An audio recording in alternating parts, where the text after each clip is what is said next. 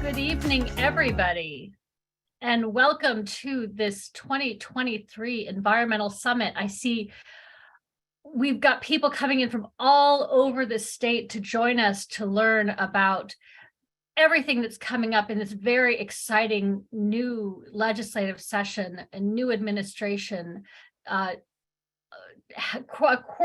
third of the General Assembly. It's new, and they've got so much to look forward to for this year. My name is Kristen Harbison. I am with Maryland League of Conservation Voters. I'm also the honored to be the chair of the Citizens Campaign for the Environment, which is a group of more than 50 organizations from around the state of Maryland who engage in environmental policy on a statewide level. And we are the ones who bring you this summit every year, and we could not be more excited to see so many people from all over the state joining. Wanted to get the ball rolling right away to invite our good friend, Chairman Kumar Barve, to say a few words. Chairman Barve has been a great leader of the environment for many years. He was the 2017 Maryland League of Conservation Legislator of the Year. I would be remiss to not mention, and he's a good friend to all of us. So, Mr. Chairman, thank you so much for being here. What a pleasure it is for me to be. Oh, I have a little bit of a feedback here. What am I doing wrong?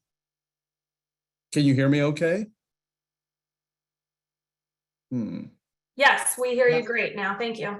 Okay, terrific. I was having a little bit of a feedback problem. Well, you know, the only negative thing about this is I so looked forward to having all of us in that big room at the Senate office building. But still, it's great to see people virtually. And I guess we're at the tail end of COVID, so why take chances? But let me begin by saying that this is a really exciting time to be an environmentalist, because not only do we have an environmental governor, well, we have an environmental president, we have an environmental governor, we have large Democratic environmental majorities in the Maryland General Assembly.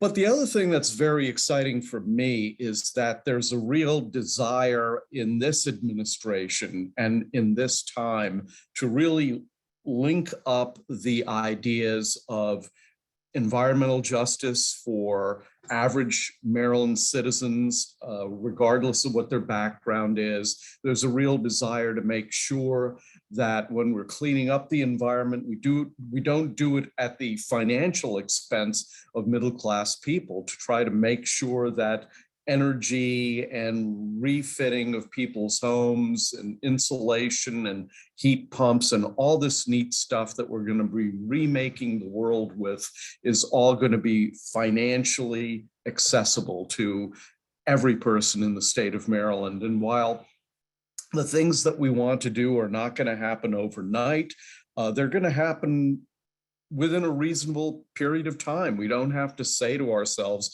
our children or grandchildren are going to see these policies get implemented. We're going to watch them get implemented over the first 4 years of the Moore-Miller administration. And so very excited to be working with you, Kristen, and with my friends in the Sierra Club, and just people like Eric Galley, who's been a leader as an advocate for so many decades. It's really exciting for me as the chair of the Environment and Transportation Committee to be in this time and in this place at this moment. It's really been the culmination of a lifelong journey for me and for so many other people. It's just a great time to be an environmentalist, don't you think? Well, thank you so much for taking the time. I know that you've got lots going on. You've got a busy night, but we so appreciate you stopping by and saying hello. And we're so excited to get to work with you again this year. I wanted to let you know that we've got other legislators joining us all the time. I want to give a shout out to our brand new delegate Cheryl Pasteur and Delegate Kathy Forbes, both committed environmentalists. So if they're able to come on to just wave at us, we'd love to see them. Give us the royal way. Give us that. if they're able to come on, if not, and I think we're trying to get them on to come on as panelists, and we'll there. Delegate Forbes, come off camera, so you come on video so you can wave at us. Can you see me now? We can, but thank you for being here. And thank you for being you. Why, thank you are. you. There we go. That Thank took you a very lot. much. There Thank we you go. so much for being here. Also, we're now deeply honored to have, as Chairman Barve mentioned, we are so excited to have a true environmentalist leading the state, and Governor Wes Moore. And we have representing Governor Moore, Safer Atul, who is the Deputy Legislative Officer with the Environment, Transportation, and Energy portfolio, here with us to say a few words from the administration. Thank you for being here. Thank you so much, Kristen. Good evening. Thank you to the Maryland Environmental Committee community to invite me on behalf of the governor. It is really excited, and I would echo what Chairman said, that it is a great time to be an environmentalist, and we've got amazing people at our General Assembly and amazing activists who we're really excited to partner with together. So my name is Safer Atul. I'm the governor's deputy legislative officer with focusing on environment, energy, and a few other things. And I had the pleasure to work with some of amazing folks who are here today. Our friends in LCV, Kristen, our friends in Sierra Club, our amazing legislators in the campaign trail, and moving forward in the near future to really focus on protecting and preserving our environment. Climate change is an existential crisis that we're facing today, and Governor Moore had made it very clear from day one. From addressing, it is going to be a top priority for our administration, right? We have made that very clear from our cabinet picks from day one to our legislative priorities. And, we'll work hand in hand with our legislatures, our activists, to ensure that we meet our 100% clean energy goal by 2035. In addition to, creating a lot of well-paying clean jobs here in Maryland. And just today, actually, we revealed one of our environmental agenda that focuses heavily on incentivizing and strengthening and streamlining Maryland's purchase of electric vehicles, medium and heavy duty trucks. And this is just the start, where one of the things we'll do is march between various different policies and priorities that will focus heavily on environmental impact from in the future for Maryland. So I'm really excited. Thank you, Kristen, for inviting us here. And I will share my contact information at the bottom in the chat. So if anyone has any question, anyone has any ideas or suggestions, our doors are always open. Feel free to send us a note, send us a message, and we're looking forward to partnering with you all. So thank you. Thank you so much for being here. And we have a couple other illustrious members of the General Assembly here we'd like to invite to come on camera and wave, including the Vice Chair of the Environment and Transportation Committee, Delegate Dana Stein. We have Delegate Claire McCaskill. We have Delegate Rachel Munoz, Delegate Jen Terraza, Delegate Linda Foley. If you'd like to come on camera and wave, we'd love to see you. And then we'll turn it over to, I'll turn it over to Ellie Bassett to introduce our next speaker.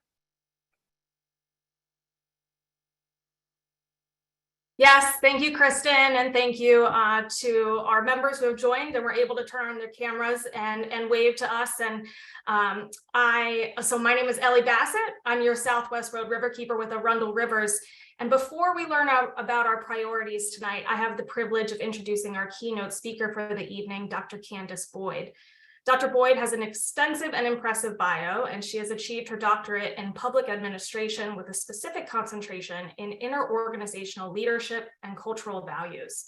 She previously had leadership roles with the National Science Foundation and the NOAA Weather Program Office, but we are very fortunate to have her now working on the Chesapeake as the new executive director for the Chesapeake Bay program.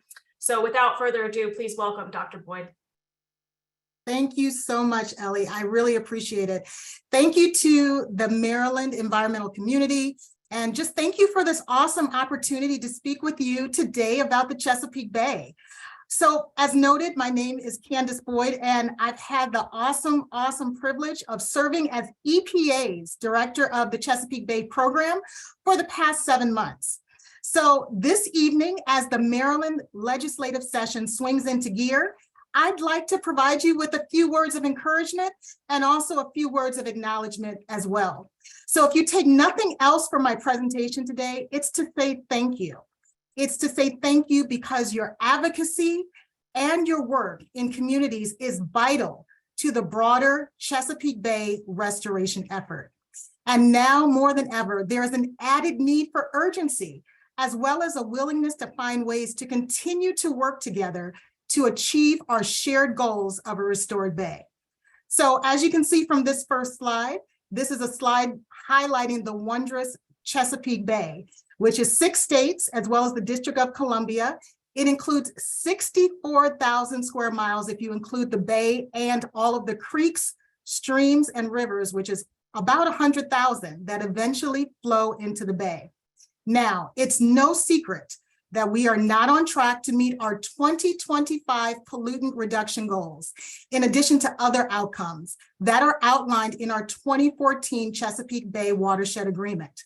So the Bay leadership has acknowledged this last year at our Chesapeake Bay Executive Council meeting in October. So this is also a critical juncture. It's also a moment of tremendous opportunity. It's an opportunity to show what we can do before 2025. It's an opportunity to show how close we can get to our ambitious goals. It's an opportunity to chart a new vision for the future. And it's an opportunity for a renewed focus on our communities. So as I mentioned before, the Executive Council, which comprises the governors from the 6 states and the District of Columbia, they have a re-emphasized commitment for the Chesapeake Bay. And they are taking the necessary steps to achieve our collective goal to restore the bay and the watershed. And there is unprecedented funding for this work. But we need to do this together, and we need your help. So now is the time for us to come together, get together, and take concerted actions to accelerate the Chesapeake Bay restoration up to 2025, and then also beyond 2025 as well. And I'd be remiss if I didn't say that this year, 1983, marks our 40th anniversary of our Chesapeake Bay partnership. So we do have time to celebrate. So it's a natural time for us to take a look at our work, take a look at the past, help chart our future, and help understand and appreciate how far we've come along in restoring the bay. But also, it's not time to hit the brakes. If anything, it's time to accelerate because there is so much more work to do. Next slide, please. So I like this slide because it says a national treasure. I'm going to step that one step up. It's not only a national treasure, it's a natural treasure. And it's important for us to acknowledge and remember the Chesapeake Bay and what we are truly working for, and that's a restored Chesapeake Bay. Next slide.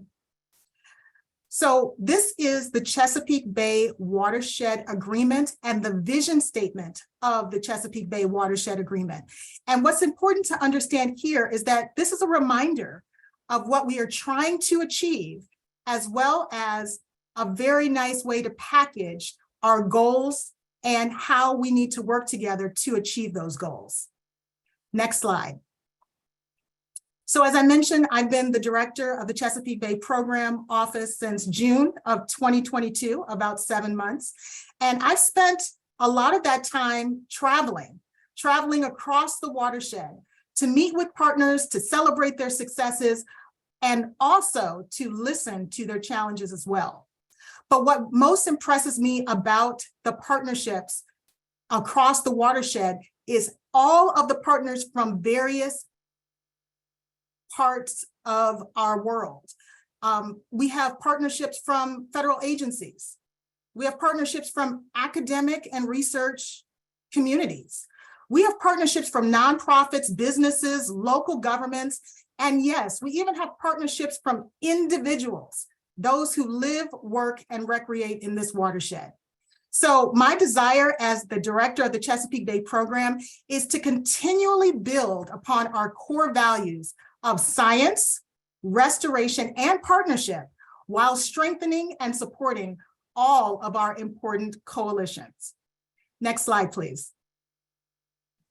So I want to emphasize that we have been successful. The Bay is healthier now than it was in 1985 when we first started. And it's also because of recent legislative successes right here in Maryland. So for example, the Maryland Department of Agriculture now has 53 full-time positions supporting vital agricultural work. And we want to give special thanks to the advocacy of the Maryland Association of Conservation Districts, as well as the Delmarva Land and Litter Collaborative. We also want to thank the Conservation Finance Act of 2022, which opened the door for funding green and blue infrastructure. And it also made the $25 million funding commitment for the Conowingo Dam possible. We also talked about climate and climate solutions. And the Climate Solutions Now Act of 2022, it now sets the tone for a path for reducing emissions and also fighting climate change. We also know that Pennsylvania must make up significant ground and commit to play its part in the Bay and to help for the restoration efforts. And that's why EPA has stepped up actions in Pennsylvania, both through EPA presence and attention to regulatory aspects and through building coalitions and strengthening mutual resolve with state and local government officials. Coalitions of bipartisan legislative leaders, as well as the farm community in Pennsylvania, have contributed to a series of Bay-friendly conservation bills last year, including the creation of the Clean Streams Fund, which was the Commonwealth's first ever agricultural cost share program and its most significant step since signing the first Chesapeake Bay watershed agreement all the way back in 1983. Next slide. So we do have challenges, and that's what this slide is showing you. We have steep challenges, and they remain as we still work to meet our goals. We are behind in planting trees, tree buffers, both tidal and non-tidal wetland protection and enhancement, with water quality, and also with BMPs, which stands for Best Management Practices. So emerging issues and changing conditions such as climate change, development, and the Conowingo Dam have impacted the level of effort to meet our restoration priorities. Next slide. So in light of our successes and in spite of our challenges, there is still much room for optimism. There is a reason for us to continue to rally together to meet our local, state, and regional conservation goals. And fortunately, this year, we have received unprecedented support from the Biden administration and from Congress through the Infrastructure Investment and Jobs Act, as well as other federal legislation. So many of our state and local partners have been able to use these funding sources to bolster their own increased investments in the Bay restoration efforts. So, guiding the Chesapeake Bay program partnership forward at this critical juncture is an EPA priority. We are in the field and we're on the field. We're working with our local partners to understand what they need to improve their communities, their local streams, as well as the overall Chesapeake Bay. So when Administrator Regan accepted the renewed role as the chair of the Chesapeake Bay Executive Council, our regional administrator, Adam Ortiz, along with the Chesapeake Bay Program Office, was empowered to reinforce the partnership among the jurisdictions and add a sense of urgency to restore our restoration efforts. So simply put, EPA isn't going anywhere. We're here fighting for the Bay every single day. And we're doing everything we can to get funding to the organizations and the projects that will use it most effectively. So over the next few years, the focus of my office will be charting a path forward using the best available science. And we together will meet the goals and the outcomes of the agreement, as well as a vision for new goals beyond 2025. Next slide. So I like this slide because it just shows a few of the partnerships that we have throughout the watershed. And as I said before, to reach a fully restored bay, we need to continue to work together. It's up to all of us to bring more voices to the table and to work more efficiently and effectively together for a restored bay. So we need your help advocating for funding in the state budget for projects and technical assistance and staffing. We need your help advocating by bringing forward community-driven relevant policies that make a difference. We need your help advocating by ensuring that underrepresented voices are heard and that diverse interests are accounted for. We need your help advocating by building coalitions and helping to generate buy-in on projects and policies to create sustained results in communities. And we need your help advocating by leveraging expertise and tools to continue to grow capacity. So in my position as the director of the Chesapeake Bay program, I commit to continue to work with you, to support you in the fields, in the streets, in the forest, and yes, even on the water to restore the bay. Next slide. So this is my last slide. I thank you for the awesome opportunity to speak today. As I leave you today, if you'd ever like more information about the Chesapeake Bay, we are located on social media, as you can see, and those are just a few of our social media channels. And if you have a moment right now, you can take your cell phone, put it up to that QR code, and that will take you to the 2022 Bay Barometer.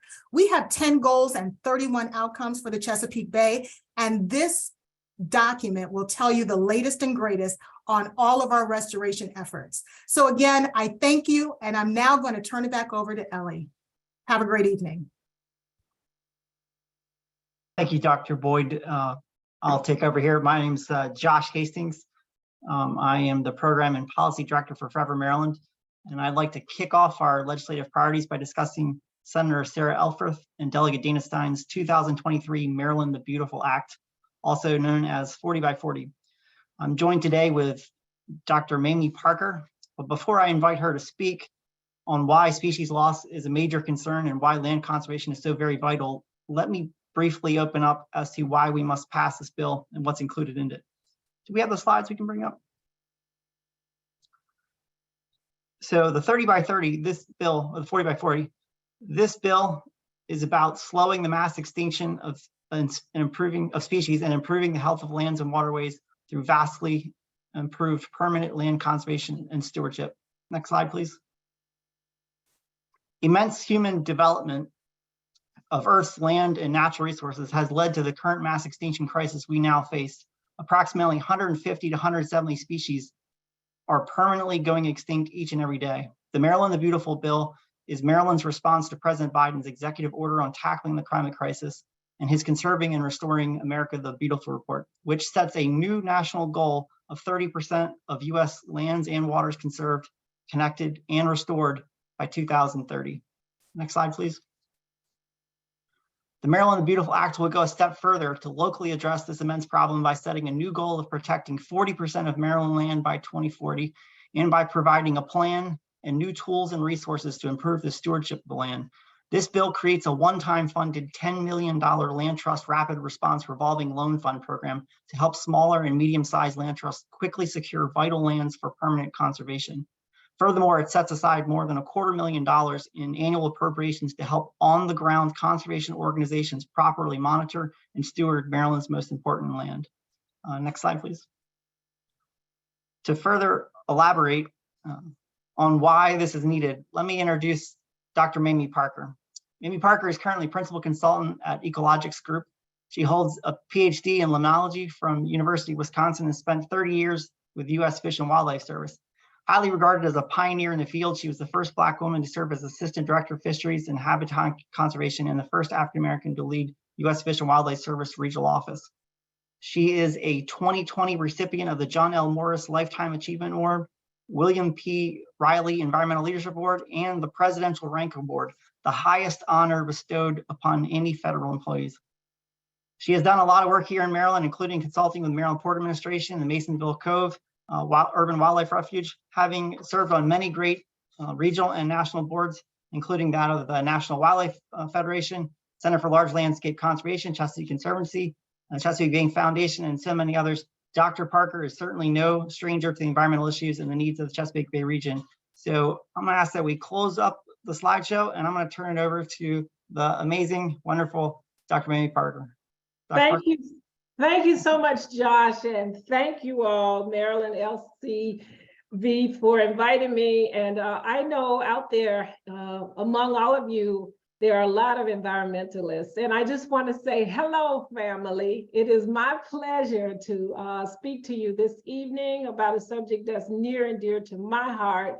And you've heard a lot already from those that spoke before me. And of course, Dr. Mark Sutherland is going to speak after I'm done. And we're all here to say the same thing. It's all about calling us to action. It's all about us knowing how important it is for us to really, really focus on what you all have made a priority, and that's land conservation. I'm reminded of several quotes, and I don't know which one to give, but I'm thinking right now about the one that says, nothing happens unless something moves. And this is all about movement here. It's all about us working together, the power of partnerships to get this work done. And here's why we need to get it done. It's so important. Not in the last 450 million years, 450 million years, has Earth witnessed what we're seeing now when it comes to extinction. This is a crisis. This is the only extinction event ever to happen due to the activity of one single species, and that's human activity. It's directly choking out the existence of the species here on this Earth. I'm preaching to the choir, and I know that in many cases, but some of you all might have to hear it again. I do come from a family of ministers and teachers, and we know that in many cases it takes us 17 times to commit something to memory. And so you might hear this over and over again, but it's so important because these past decades across this globe, we've observed colonies of bees, and you've heard Josh talk about those, insects, butterflies, pollinators.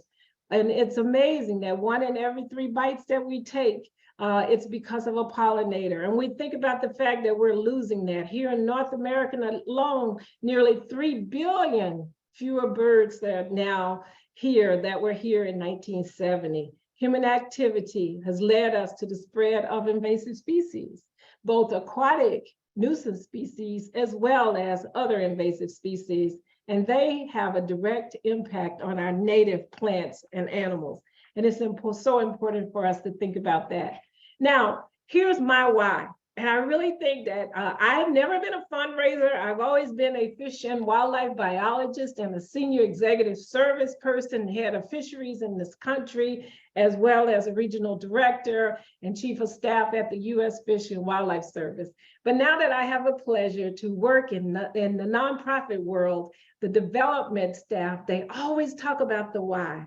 My why goes back to a little girl growing up in Southern Arkansas with a mother that already had 5 boys and 5 girls and was about to have her 11th child. And she wanted me to appreciate the outdoors like she did. And it was with her that I had the privilege of really benefiting from land conservation. Now the Overflow Creek National Wildlife Refuge, which was near my hometown, where I had the chance to cast my first line and catch my first fish on Bayou Bartholomew, the longest bayou in the world. Over the years, 30 years at U.S. Fish and Wildlife Service in Minnesota, Wisconsin, Missouri, Massachusetts, Washington, D.C., Virginia, and all the places that I've had the privilege of working, inspired by the work of land conservationists, those that have been there to help us make a difference. As a board member of the Brown Advisory Sustainability Board, as well as the Chesapeake Bay Foundation, Chesapeake Conservancy, and National Wildlife Federation, and the Nature Conservancy, the why for us is that we know that we need land conservation. And this is the first time in many years that this has been a priority for this group to identify land conservation as the thing that's important.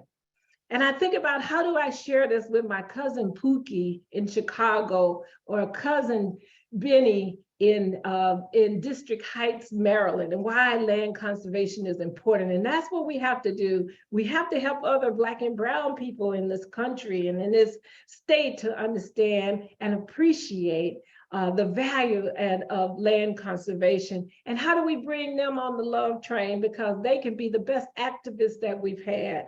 Land conservation is healthy land, healthy fish and wildlife, healthy water leads to healthy people. And I really think that that's the connection we can make. And then we get a chance to enjoy places that I've enjoyed in Maryland, whether it's Blackwater National Wildlife Refuge, or Patuxent National Wildlife Research Refuge, or Hug Thomas Wildlife Management Area, Heaters Island Wildlife Management Area, and those places in Eastern Shore of Maryland that I've had the privilege of going to.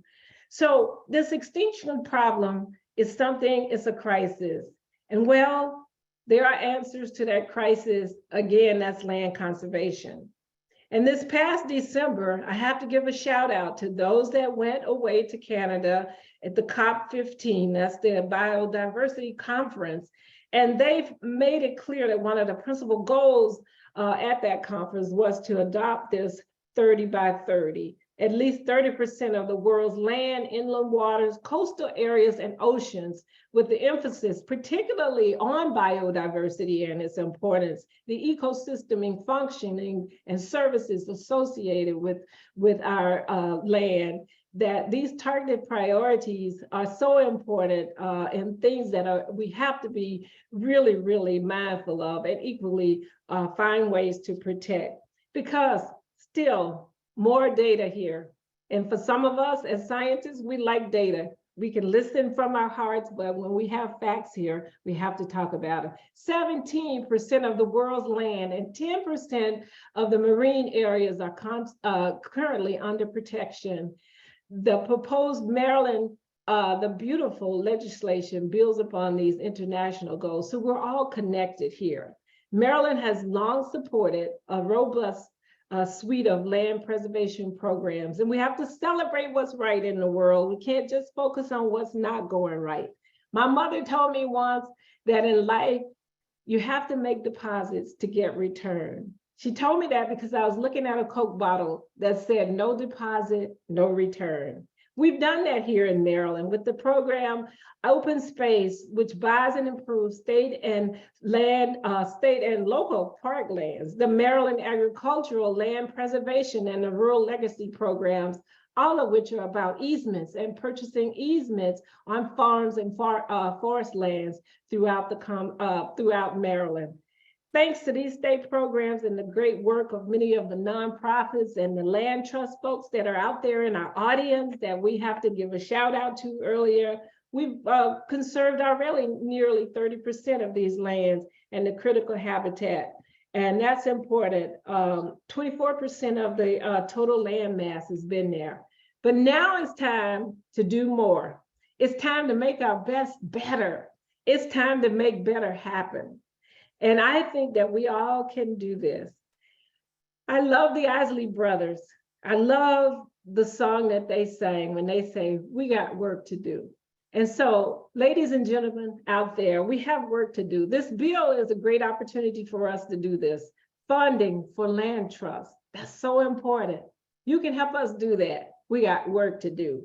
Confirming that 30% goal, but also moving forward to the 40% in 2040. We got work to do. And promoting stewardship. Those are the three components of this bill. And we want to make sure that we know that we got work to do, and don't stop until you get enough, because we want to get this done. When all is said and done, my mother said sometimes more is said than done.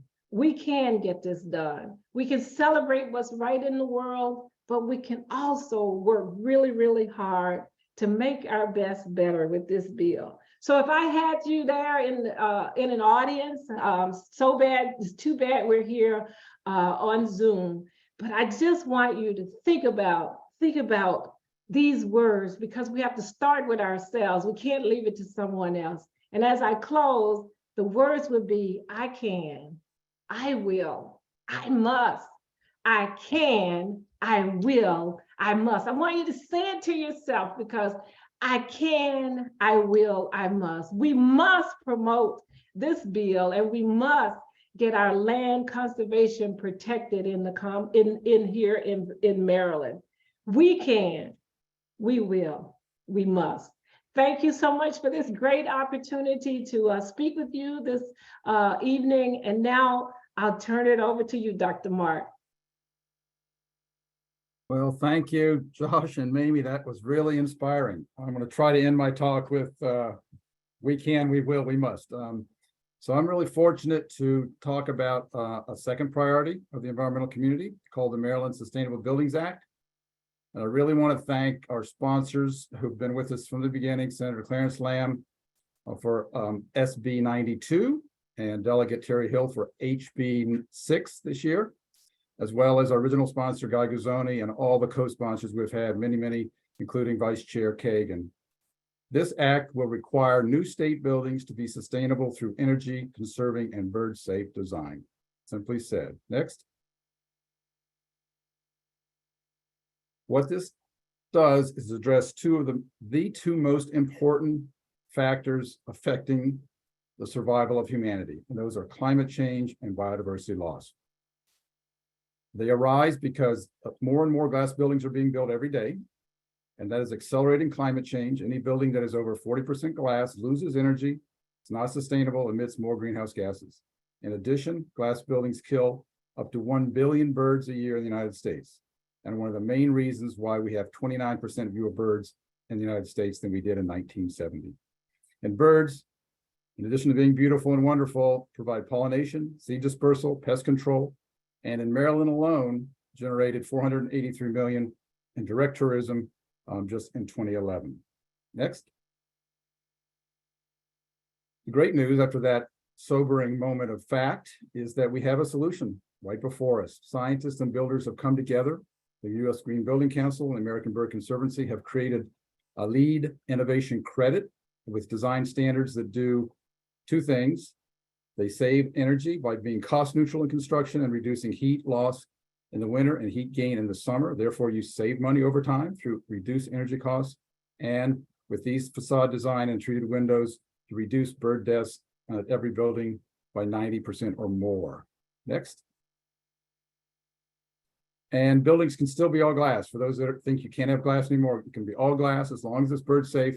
This is the Jacob Javits Center in New York City, which expanded, added more glass, but used bird safe glass, and now reduced bird deaths by 90% from 685 to 6 a year, and actually saves energy reduction by 25%. Next. And this is getting done across the country. So there are many jurisdictions in the US, Canada, and even worldwide. South Korea last year passed very similar laws. Our own Howard County passed a law in 2020. New York City has passed a great law. State of Illinois passed one last year. And just this January 26th, the DC Council unanimously passed similar bill and the mayor signed it. And at the federal level, similar bill has passed the US House previously and is now being used in the GSA building guidance. Next.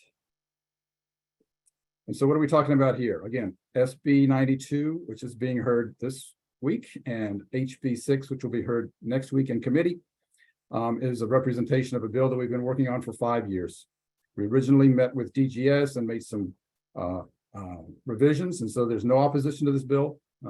Since that time, it has passed both the House and Senate 1 year, but it was not reconciled in time, so we're still going to get it across the line. It's passed the House the last 3 years, last year with a bipartisan vote of 101 to 33. Next. So what does it say? This is simply my last slide before I turn it over.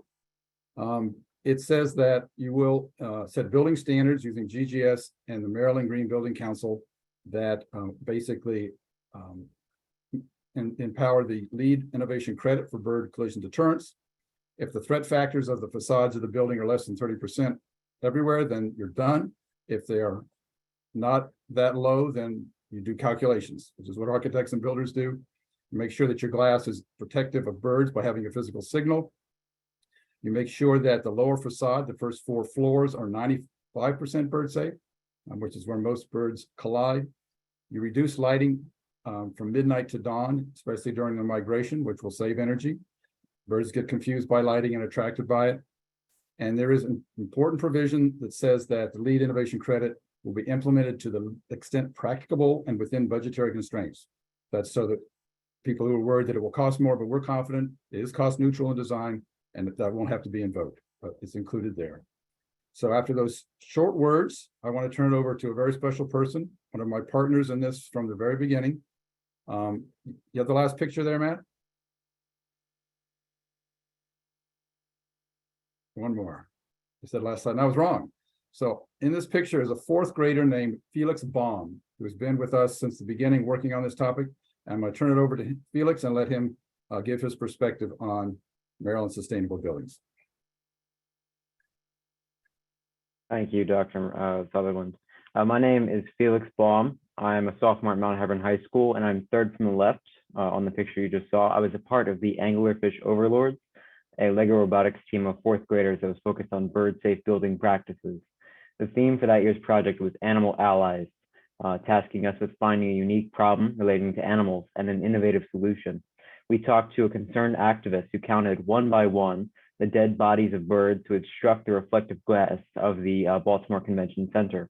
We realized that reflective glass, seen so often in modern architecture across the world, was leading 1 billion birds to their deaths per year. We realized the problem with bird strikes was actually much bigger than the birds themselves, but what such drastically decreased populations did to natural food and supply chains. These strikes were harming the ecosystem in an alarming volume. It wasn't just a problem for that specific convention center, and at that time, it was even worse. We knew changes needed to be made, so we talked to state and local representatives, consulted experts like Dr. Sutherland, and thought of ways to prevent fatal bird strikes. We presented our findings and project summary at the LEGO League State Championship that year, and we won 3rd place for the project. That was 6 years ago. Since then, Howard County, my home county, passed CB 11 2020, requiring new commercial and government construction in Howard County to be LEED certified for bird safe designs. I testified at the public hearing. I told my story. I spoke for my classmates and my peers, and the law took effect not long after it was passed. That was 3 years ago. The problem isn't over. 1 billion birds per year now could easily be $1 billion per year later. It's far beyond an unacceptable number. It's one that threatens our natural world's future, the world in which myself and other young people will continue to grow up in. We care about the world we are going to inherit, and this is a problem that has no place there. This isn't just about birds, and it isn't just about the climate. This is a fight for change, a fight for a world that you would want the future generations to live in. Be that change. Thank you. Hi, my name is Emily Scar. I'm the director of Maryland PIRG, talking about our next priority bill. But first, I wanted to welcome and thank Josh Kurtz, the Moore Administration's Secretary of Natural Resources Designee. Josh, if you're able to turn on your camera and wave to the group, please feel free.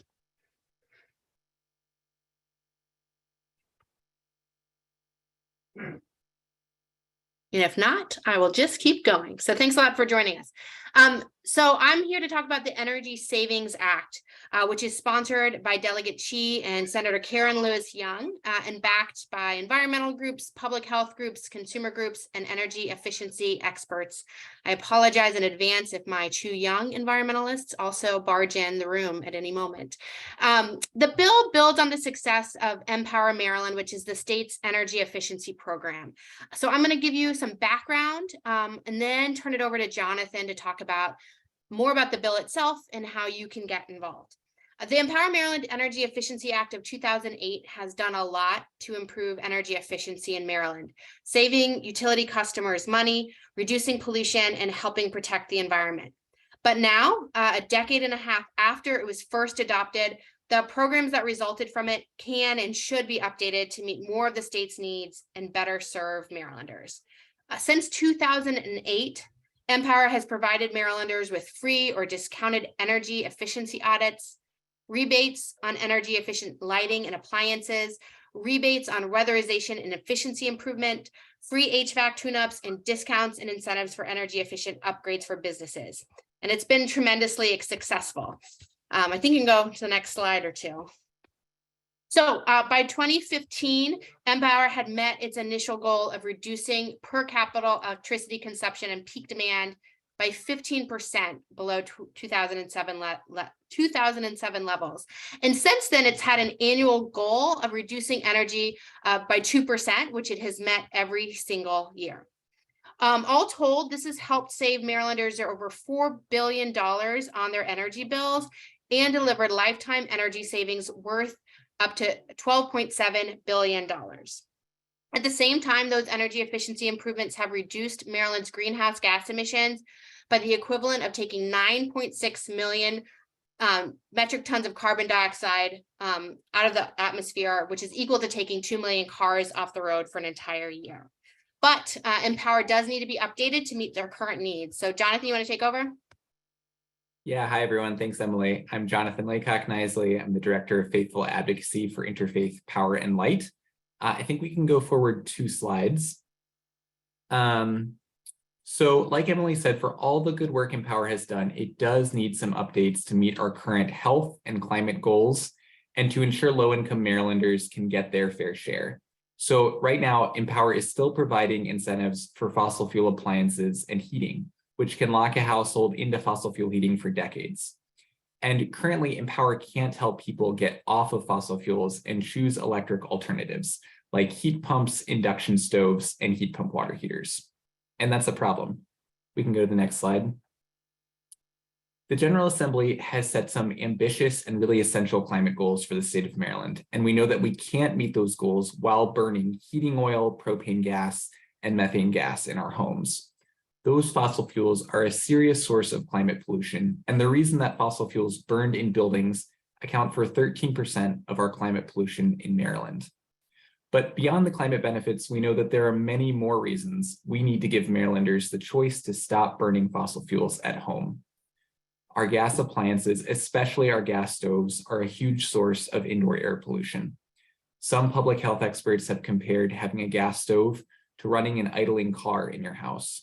And studies have shown that children growing up in a home with a gas stove are 42% more likely to develop asthma symptoms. In addition to being a better choice for indoor air quality, electric appliances like heat pumps and induction stoves are vastly more efficient than their gas counterparts. That's one of the reasons that electric appliances are an immediate climate win. Even as we keep working to clean up our electricity supply, electric appliances cut our climate pollution right away. Gas appliances are also a looming affordability disaster. The Maryland Office of the People's Counsel released a report showing that gas utilities in Maryland are planning to spend a huge amount of money on new gas infrastructure. This new spending will cause gas bills to roughly double over the next 12 years as utilities charge us for these capital expenses. Next slide. And this is where the Energy Savings Act comes in. First and foremost, the Energy Savings Act keeps Empower doing what it does best by continuing to offer free or discounted energy audits, helping to weatherize homes, and provide rebates for efficient heating and appliances. But second, this bill sets a goal to cut climate pollution through the Empower program, as well as creating incentives and penalties for utilities based on their ability to reach the goal. The Public Service Commission has requested that the General Assembly set a goal for cutting climate pollution because our old way of measuring energy savings no longer makes sense. Third, our bill stops spending ratepayer dollars on fossil fuel appliances and heating. We just can't be spending our limited efficiency dollars on forms of energy that we know are unhealthy and increasingly unaffordable. Fourth, the bill helps people move off of fossil fuels to all electric appliances by creating state rebates for heat pumps, induction stoves, and heat pump water heaters. And finally, the bill helps low-income households take advantage of Empower Maryland and all the new federal money available by setting up a community outreach program that will include multilingual outreach specialists. Final slide. So now is the time to be doing this work. There are billions of dollars in new federal funding to help people save energy and save money at home, but those programs are focused on electric appliances. If Maryland doesn't reform the Empower program, we'll be forcing people to choose between those new federal rebates and the existing state rebates, and we'll be leaving money on the table. I want to note that we're also supporting Delegate Charkoudian and Senator Feldman's low-income energy efficiency bill that passed both chambers last year before being vetoed by the former governor. That bill is essential to ensuring that low-income households get their fair share of Empower funding, and we want to see it passed quickly into law. The Energy Savings Act works well with this effort because we need to make sure those funds can go to help low-income Marylanders get clean, affordable electric appliances, rather than locking them into more decades of dirty fossil fuels. So we hope you can get involved with our work to pass the Energy Savings Act. I'll be dropping my email in the chat, and I welcome anyone who represents a group that would like to join this campaign to contact me. And I'll also drop in a link where you can send a quick email asking your legislators to co-sponsor the Energy Savings Act. Thanks. Thank you so much. I think you're back to me, I'm afraid. I want to acknowledge that Delegate Michelle Guyton's staff has joined us, and our secretary designee for the Department of Natural Resources is a panelist and would come on camera to wave for a moment. I wanted to also take a moment to introduce the speaker for the final community policy priority, Kimberly Armstrong, who is on the board of Maryland League of Conservation Voters, but she's a Baltimore community leader and the Maryland Program Director for Solar United Neighbors, which is a national nonprofit that advocates for policies that grow the solar market. She's recognized for her work on social justice and equality and has served on the board of government and community grassroots organizations.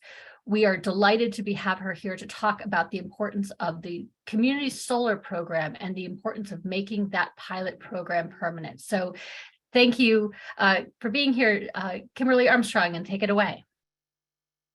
Thank you all for having me. I don't have any pretty beautiful slides. I'm going to do that tomorrow because I'm doing a webinar. So I briefly just want to introduce myself. My name is Kimberly Armstrong, and I am the Maryland Program Director for Solar United Neighbors. And I have been with Solar United Neighbors in several different capacities. First, I started out as a volunteer, then I was on the advisory board, and now I'm actually an employee. And I got into the environmental sector just by happenstance. It chose me, I didn't really choose it. And I am so pleased to hear so many of the different organizations and what you all do, because it's very intriguing, but also I'm so glad to see so many young people involved, because a lot of times when we have these conversations, we don't always invite young people to the table. So I'm really appreciative of that.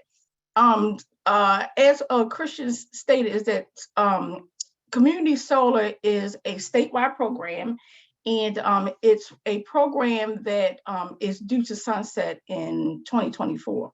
Now, it has been a pilot program for almost 7 years, believe it or not. So it started out as a 3-year pilot program, then it got extended to a 7-year program. Now it's due to sunset in 2024. So as we know how legislation works, right, is that some things seem really fast and then some things are really, really slow. And it just creeps up on you. So now here we are at 2023 and looking to, make this big rush and, a lot of different organizations and trying to make it a permanent program. Why is that important? Because community solar allows people who are, who live in, it allows for everybody to participate in clean energy, right? So say, for instance, you live in a neighborhood where you have a lot of shading, or you live in an apartment building, or you live in public housing, or you live in, or you're a renter, right? If you're a renter, maybe you want to participate in clean energy. So community solar allows for everybody to participate in clean energy.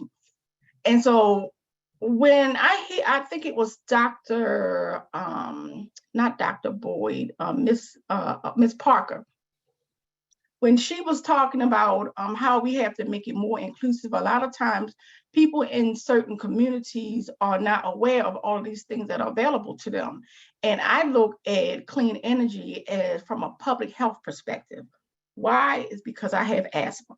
So I've heard, you know, a lot of people talk about the environment. I hear a lot of people talk about, you know, a lot of the issues that we are now facing now. So when I go out into the community and talk to people, I try to reach people from where they are, educate them about clean energy, what it is, and how they can participate. And a lot of times we think it's just like big gorilla giant that we have to conquer all at one time. But what I like to do is, just coming from a organizing background, is to educate people about community solar, what it is and how you can participate. And you just take little chunks and little bits of it at a time. So if this community solar pilot program does not become permanent, it is a loss for a lot of people. It's going to reduce our workforce. It's going to reduce our economy in the state of Maryland, with jobs being created. Also, developers are not going to want to come here and develop. It's because they don't have an opportunity, right? So we look at it from an economic standpoint as well.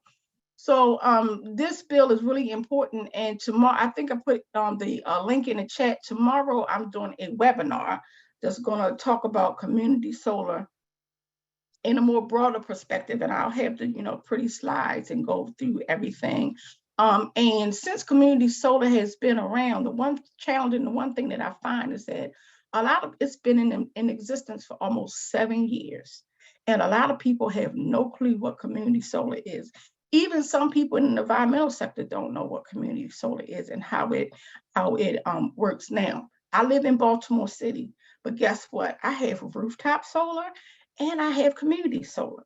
So when I also go out and talk to people, I have like a little check that I walk around with, and I show people, how I get this little bit of money back, right?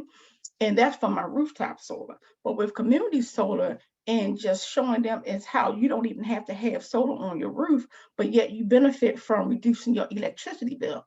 I don't know about you, but I have never really had the opportunity to have. I live in BG&E, Baltimore Gas and Electric territory. I've never had them actually ever give me money back or help me to really reduce my bill, right? So when I just come from an economic standpoint and say, hey, listen, you can at least save a couple of bucks a month, a couple of bucks a year. And now, from where we are and where we live at, who doesn't want to save a couple bucks? I know I do, because everything, with inflation and stuff is getting more expensive. So Christian, I see you popped up. So is that my cue to wrap up and shut it down? Okay. All right. Thank you so much. It's a pleasure. And I just want to just introduce very quickly our good friend, Eric Galley, who, people who in Annapolis may know him as being one of the most effective contract lobbyists out there, but we really know him for being the person who understands the most there is to know about the state budget. So Eric, if you want to come on and give us a quick overview of the budget. Thank you. Sure. No, I can't start my video because, there we go. Oh, look at that. Well, hi, everybody. I've stolen this slide from the governor, and we'll go through some things very quickly. The real highlight, and again, I want to get you, start my video. Hi, everybody. I think I've started my video. Anyway, we want to get everybody out here on time. A real quick highlight that I will give you is that we all worked on a couple of bills last year that required staffing to do them. And I'm very pleased to point out that the governor has budgeted for those positions. The new positions to clear the backlog of administratively continued discharge permits under the National Pollution Discharge Elimination System. A lot of us worked on that bill. There are 43 full-time positions in the budget for people to go and get through that discharge. Also, new water supply program positions, also to increase enforcement, as the governor has really promised to help with the enforcement. And there were also 77 positions to implement the Great Maryland Outdoors Act, which on the governor's slide talks about new positions to support the state parks.